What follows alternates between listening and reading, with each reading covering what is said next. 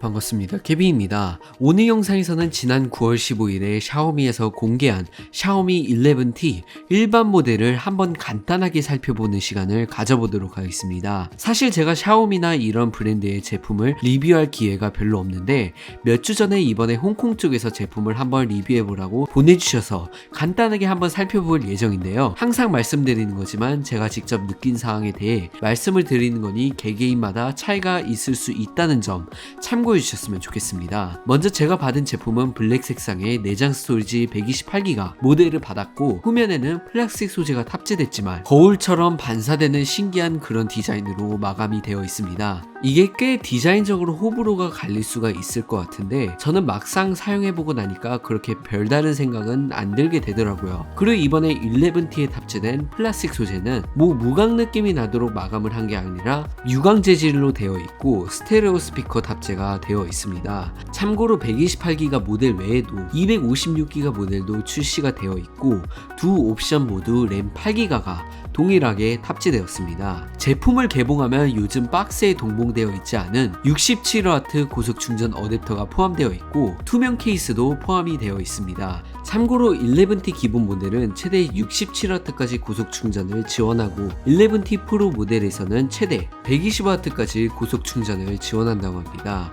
그리고 11T는 무선 충전은 지원하지 않으니 참고하시면 좋을 듯 합니다. 디스플레이 같은 경우도 120Hz 주사율을 지원하는 6.67인치 FHD 플러스 LTPS 디스플레이가 탑재되었는데 HDR10 플러스를 지원하고 터치 샘플링도 480Hz를 지원을 하고요. 디스플레이 같은 경우 전체적으로 부드럽고 UI도 꽤 최적화가 잘 되어 있어서 만족은 합니다만 유튜브 앱에서는 이게 120Hz 유지가 되지 않고 60Hz로 강제적으로 전환이 되는지 체감적으로 손으로 위로 올리거나 내릴 때 좀 제스처를 취할 때 버벅거리는 것처럼 느껴지는 경우가 계속 있습니다. 이거는 샤오미 뿐만이 아니라 이상하게 다른 중국 스마트폰 브랜드 원플러스나 이런 곳의 제품을 사용할 때도 이게 이런 문제가 예전에 있었는데 왜 그런지는 모르겠습니다. 이게 어차피 영상은 최대 60프레임까지로만 시청을 하니까 앱에서 굳이 120Hz를 쓸 필요가 없다고 느껴져서 그런지 제한을 걸어둔 게 아닐까 하는 생각도 들게 되더라고요. 와이파이 6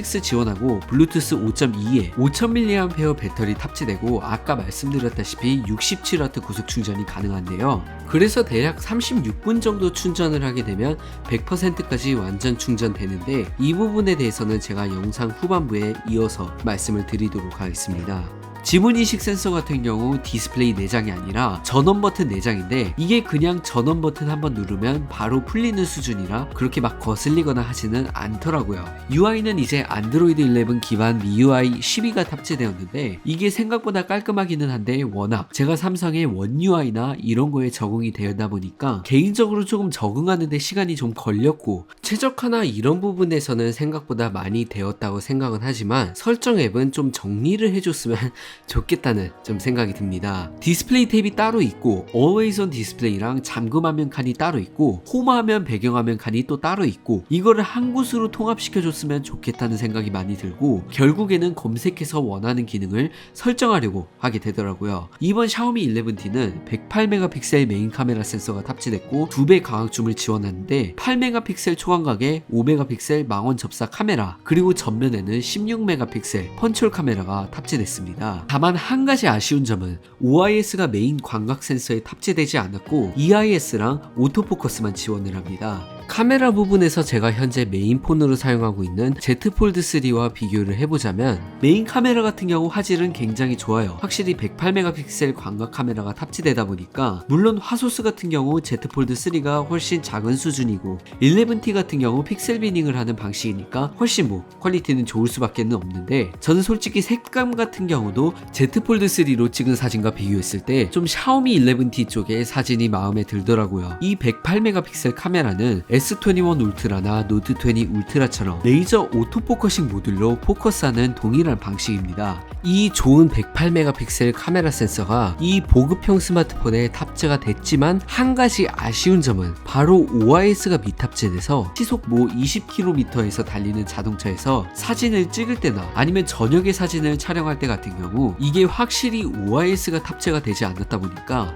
가끔가다 좀 급하게 사진을 촬영하거나 할 때 이게 사진이 깨지거나 찍히거나 흔들려서 찍히는 경우가 종종 있습니다. 그냥 가만히 서 있는 상태에서 조심히 저조도 환경에서 사진을 촬영했음에도 불구하고 사진이 흔들려서 찍히는 경우도 종종 있었습니다. 다만 야간 모드는 삼성 같은 경우 이게 굉장히 밝게 촬영이 돼서 막 빛이 번지는 것처럼 찍히는 경우가 있는데 11T 같은 경우 야간 모드로 찍으면 딱 적당하게 사물이나 필요한 부분만 밝게 해줘서 사진이 좀 자연스럽게 촬영이 되더라고요. 이걸 일반 모드로 촬영할 때 삼성이나 아이폰처럼 자동으로 야간 모드로 바꿔줬으면 좋겠는데 야간 모드를 따로 들어가서 촬영을 할 수밖에 없다는 게 작은 단점이라고 생각됐었습니다. 동영상 같은 경우 후면은 최대 4K 30프레임까지만 촬영이 가능하고 전면은 1080p 그러니까 FHD 해상도에서 30프레임까지만 촬영이 가능하니 동영상 촬영 많이 하시는 분들께선 참고하시면 좋을 것 같습니다. 칩셋은 스냅드래곤이나 이런 칩셋이 탑재된 건 아니고 미디어텍의 디멘시티 1200 울트라가 탑재되었고요. 긱벤치5 벤치마크 기준으로 싱글은 900점 중반대 그리고 멀티는 2900점 후반대로 기록이 되고 대략 한 스냅드래곤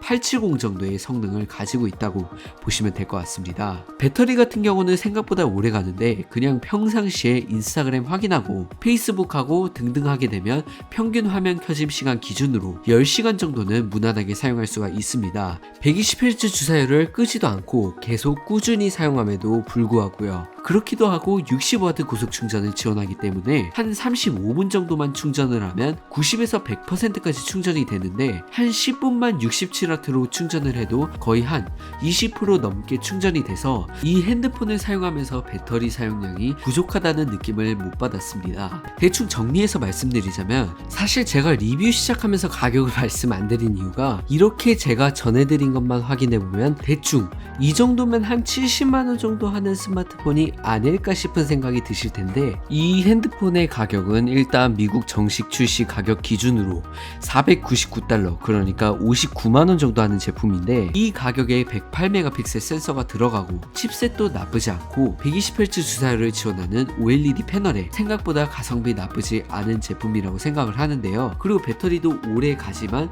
OIS 탑재되지 않은 게 저한테는 생각보다 큰 단점이라고 생각을 하고 일단 이번 11T 두께가 8.8mm인데 이게 생각보다 체감적으로 들고 다닐 때 케이스까지 끼고 다니면 많이 두껍다는 느낌을 많이 받습니다. 그냥 라이트하게 그냥 서브폰으로 들고 다니기에는 굉장히 괜찮은 제품이라고 생각을 하지만 메인폰으로는 들고 다니기에는 좀 이러한 부족한 요소들이 있기 때문에 막 추천드리고 싶지는 않다고 생각됩니다. 대충 이 정도만 전해드리고 더 궁금하신 사항이 있으시면 댓글로 남겨주시면 최대한 답변해드릴 수 있도록 하겠습니다.